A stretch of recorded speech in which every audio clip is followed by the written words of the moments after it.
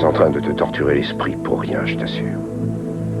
J'aurais pu me défendre un peu mieux. Il avait un couteau, il aurait pu s'en servir, Oui, il mais il ne t'aurait s'en tué. est pas Il servi. était nettement Si j'avais plus voulu, fort et j'aurais plus peut-être entraîné que tenté toi. de me Tu ne mettre à pouvais l'abri. rien faire. Tu n'étais pas là. empêcher ce Comment qui tu est peux en être sûr?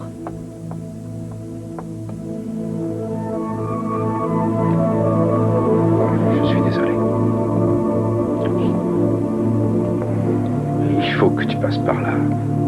Mais je comprends ce que tu peux ressentir. Toutes les femmes qui ont vécu ça ont ensuite le sentiment qu'elles sont responsables de ce qui leur est arrivé. Elles se font des reproches parce qu'elles pensent qu'elles auraient pu mieux se défendre. Oui, mais ce n'est qu'un passage. Après, elles s'aperçoivent presque toujours que c'est faux, qu'elles n'auraient rien pu faire, que ce n'était pas leur faute. Mais quelquefois, c'est leur faute. Non, non, quand un homme viole une femme, ce n'est jamais la femme qui est fautive, c'est l'homme qui est fautif. C'est lui le coupable. C'est lui qui se rend coupable de cette chose horrible. Seulement, les victimes ont parfois du mal à se débarrasser de cette culpabilité imaginaire qui les torture après coup. Imaginaire? Tu penses que c'est parfaitement idiot de m'imaginer que j'aurais pu me débarrasser de lui et lui échapper en luttant de toutes mes forces contre lui? Que je n'avais qu'à subir, c'est ça que tu veux dire? Non, ce n'est pas ce que je dis. Alors quoi? Je sais que tu y crois, que tu en es convaincu. Parce que c'est la vérité, je suis mieux placée que toi pour le savoir. Eden, je ne sais pas pourquoi je me suis imaginé que je serais en mesure de t'aider. Je ne peux pas prendre assez de distance par rapport à ça, je ne peux pas rester neutre. Je suis désolé.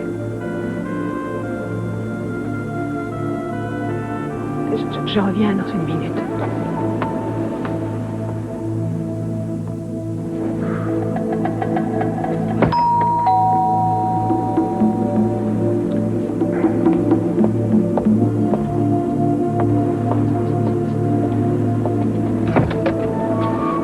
Bonjour, Croix. Bonjour, Eden. Entrez, je vous en prie. Merci. J'espère que je ne vous dérange pas. Non, non, pas du tout. Je suis content que vous soyez passé nous voir parce que ça ne va pas très très bien. Pourquoi? Qu'est-ce qu'il y a? Eh bien voilà, Eden craque. Elle se torture pour des bêtises. Tout allait à peu près bien jusqu'à ce qu'on passe au poste de police. Ça l'a perturbée. Toujours l'enquête? Oui. Ils avaient un enregistrement. Ils voulaient lui faire reconnaître la voix de son agresseur. Et alors? Mais ça n'a pas marché. Elle n'a pas pu repérer la voix qui correspondait à celle de son agresseur. Elle ne l'a pas reconnue. Je vois, ça a dû la déstabiliser. Oui, et maintenant elle se culpabilise sans aucune raison. Elle se croit responsable de ce qui lui est arrivé. C'est une réaction classique. Oui, je sais, mais j'avais pensé qu'au moins, ça nous serait épargné, qu'elle ne vivra pas ça. C'est arrivé il n'y a que quelques jours. Eden est une jeune femme très forte, mais il n'y a pas de miracle. Est-ce que ça vous ennuierait de lui parler une seconde? Non, pas du tout. Merci, une minute. Chérie, le docteur Donnelly, Heather, voudrait te voir. Est-ce que tu peux venir une seconde? Il vaut mieux que je disparaisse et que vous la voyez seule. Je ne veux pas gêner votre discussion. Sans moi, elle sera plus détendue pour vous parler. Oui, vous avez probablement raison. J'aimerais que vous restiez avec elle jusqu'à mon retour. Je n'aime pas la savoir seule. Entendu. Merci. Oh, je voulais vous demander, vous ne voyez rien de plus à me dire sur ces angoisses? Quelque chose qui m'aiderait à mieux comprendre? Non, je ne sais pas.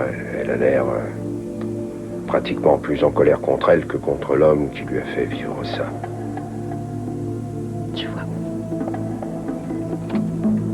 Bonjour, Eden. Bonjour. Chérie, Heather passait par là et je lui ai demandé de te tenir compagnie parce que je dois faire une course en ville. Ça ne te fait rien? Non, vas-y. Bon, eh bien, je vous laisse. À tout à l'heure. À tout à l'heure.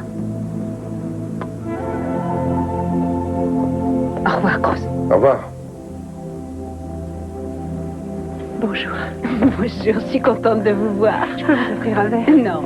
Vous en Non, êtes je vous sûre? remercie, ça va aller. Bien.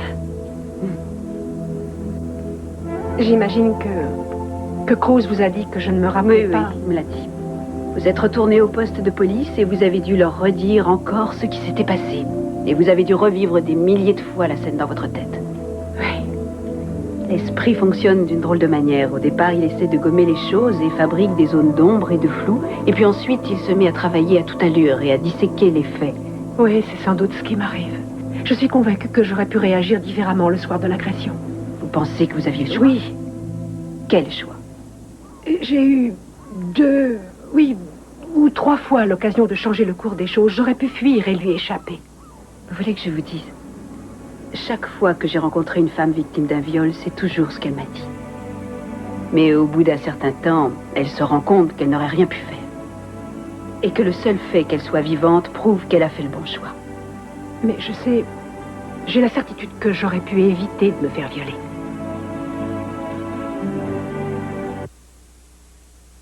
Qu'est-ce qui vous fait croire que vous auriez pu éviter ce qui s'est passé? Je n'étais pas attachée.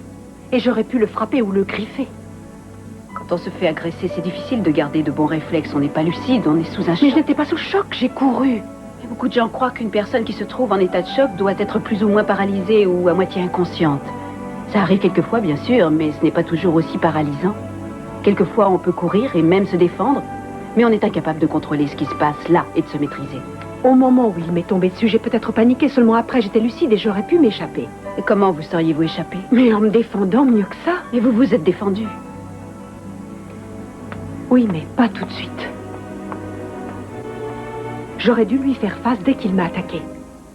Si j'avais lutté davantage, j'aurais réussi à m'échapper et à fuir. Et comment auriez-vous fait?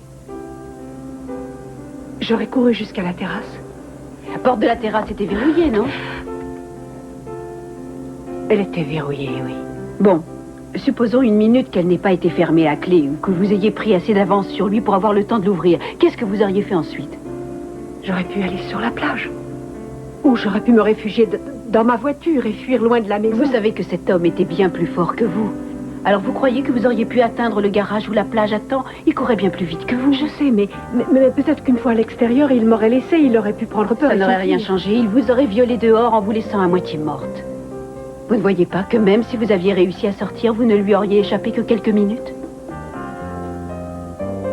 Oui, mais... Mais quoi, Eden? Ça ne se serait pas passé ici. Vous voulez dire qu'il n'aurait pas violé la maison que vous avez choisie pour votre famille? S'il fallait que ça arrive. Pourquoi il a fallu que ça arrive ici? Pourquoi? Je sais que c'est difficile.